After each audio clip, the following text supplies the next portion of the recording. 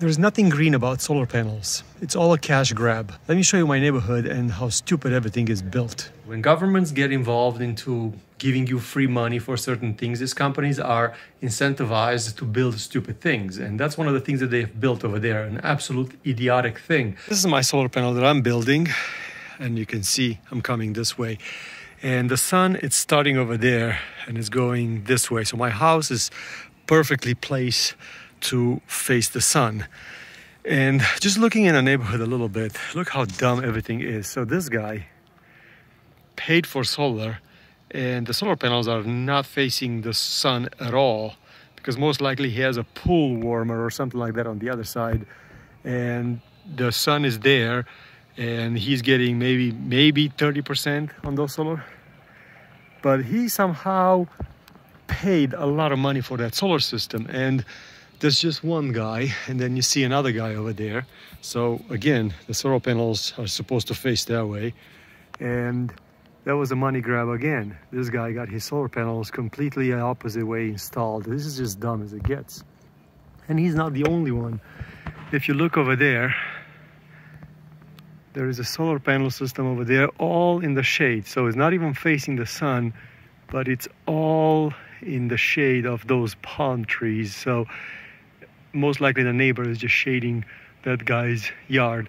Now the only one that is done semi-okay, see that one is not shaded, but it's not facing the sun. It's basically facing sunrise.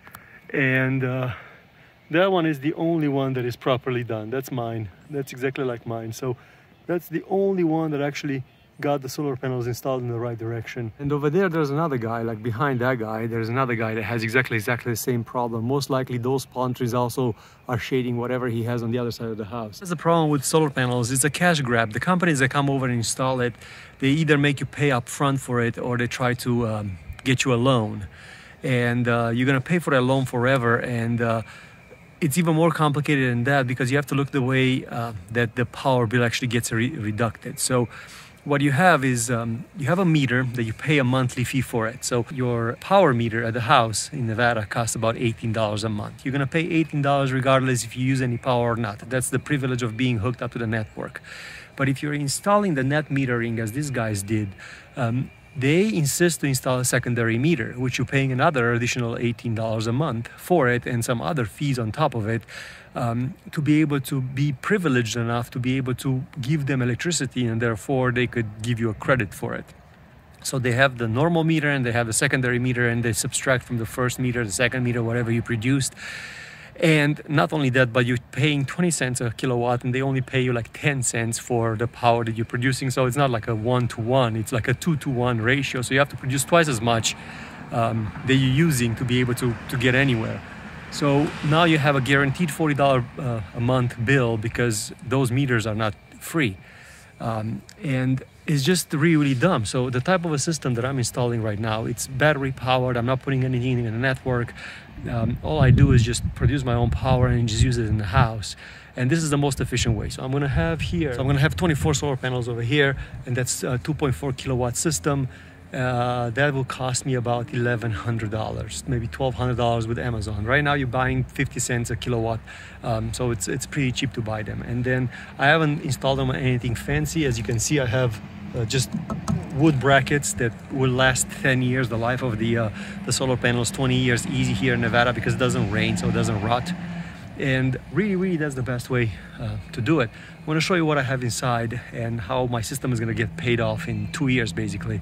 And then after that, I'm just getting free electricity, and I'm only paying for the privilege of having one meter at my house, the $18 a month, because I need the power from the network. Even though I have my own battery system, I just cannot produce all the time all the power that I need. So that's a $20 privilege that I'm happy to pay to be able to achieve and have a lifestyle where I don't have to watch what I'm using, and then in the same time, basically all the electricity that I'm producing, it's free. I don't have to pay for it. It's just 90% of my power bill, it's gone. This is my setup, and this literally stops the meter into its track. Let me show you. So here's the meter, and that arrow shows in which direction the power goes in. So this arrow shows that it's coming into my house. This arrow shows that it's going into the network, which you don't want. And the no arrows shows that I'm using no power. And if you give it enough time, you will see that this doesn't move at all. So the amount of power that I'm pulling in, it's like in a couple of watts, like literally maybe 2 or 3 watts. And right now, look at it. See, it's going in absolutely nowhere. So I'm using 0 power. See, no arrows are pointing in any direction. Sometimes it synchronizes into a couple of watts, but it's not like perfect synchronization. So most of the time, it's no arrows. See, it's just sitting over there. This didn't move where my finger is, and no arrows. That means that I'm using absolutely nothing from the network.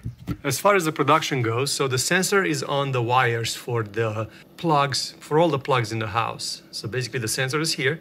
It's reading that I'm eating in the entire house 354 watts right now. And then it's split in between 2 inverters. And this one is putting 175 and this one is putting 174. So if this one changes, then automatically these will start pumping up a little bit more power. Let me turn something on. So there you go. We're gonna turn a light on. And then you'll see that it went from 300 something to 431, and automatically it splits in between, evenly in between the 2 of them. Now, why there are 2? Is because I have 2 separate phases here in the house. I have a left phase and a right phase. That's a split phase because I have a 220 system. Even though initially I wanted to feed both phases equally, I realized that the sensor inside the meter only reads positive or negative flow of energy. It doesn't care which phase that energy is going through. So if I split it exactly in the middle, even though one phase is using more than the other, it's not a problem. Of course, my system has a battery backup system. So these are the batteries that are running the system. And this is 10 kilowatts over here. And they're running off a charge controller that it's pushing right now power in the house at 0.9 kilowatts. The sun is not the greatest today. Also, I'm getting more solar panels. So I need a little bit more because I'm keeping the batteries a little bit on the low side. It's 11 o'clock in the morning and they only charge to 17%. This is not going to last me all day. So what I'm going to do is I'm going to have to add a couple of more solar panels, and that will keep these batteries full. And these will provide enough power in the house up to 1200 watts. And anything over 1200 watts, then it will just revert back to normal power from the network. So the reason that I said that the solar system that people have on top of the house is stupid is because it is the dumbest way that they could make it. When governments get involved into giving you free money for certain things, these companies are incentivized to build stupid things. And that's one of the things that they've built over there, an absolute idiotic thing. Because yes, even though they are green because they're putting a little bit of power in the network, it's really not saving you any money. They are making profits. The company that installed it makes the profits. The energy company is making profits because they get energy from you for free, but you're paying a lot of money on the back end to be able to have that system. Some of them go to $18,000. So I got a quote for $18,000. My system over here, it's about $3,000, maybe $4,000 once I'm going to get all my solar panels up there. So $4,000 versus their $18,000 with interest and authorizations and papers, and sometimes you don't even have your bill going to zero. I mean, what you pay for the meter.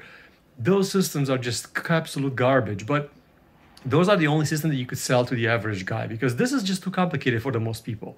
They just don't understand how the system works. This is a toy for me where I come over and check my numbers on a daily basis and I look at things. And some people just don't like this in their garage. They just want something simple on the side of the house that they think they save money, but they don't. So why they are not saving money is because, as I said, when I was on top of the house, you have to have twice the amount of electricity to offset the electricity that you're using.